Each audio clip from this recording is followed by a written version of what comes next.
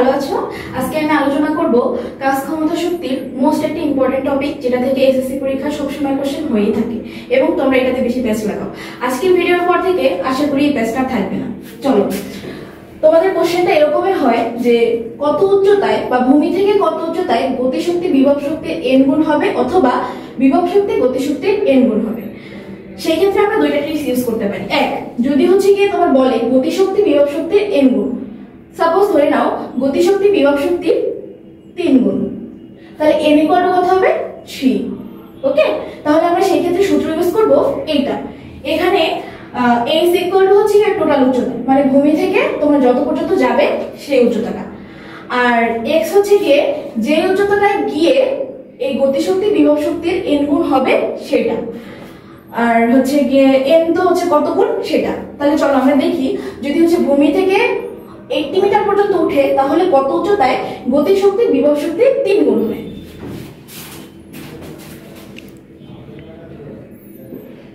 x equal to 3 into 80 divided by 3 plus 1.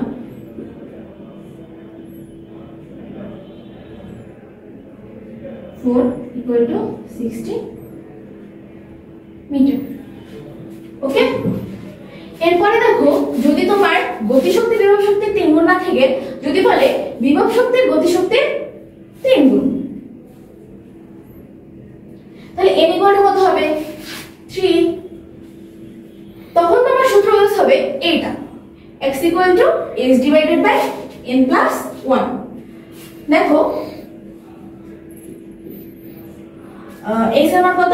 80, n এর মান 3 plus 1, 80 divided by 4, 20 metre.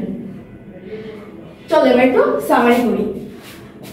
একটা হচ্ছে তোমার ইকে দ্বারা বোঝায় কি? গতিশক্তি, আর একটা হচ্ছে তোমার ইপি দ্বারা বোঝায় কি? বিভব শক্তি।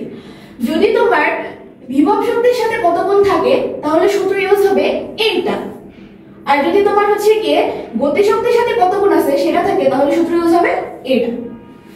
ক্লিয়ার?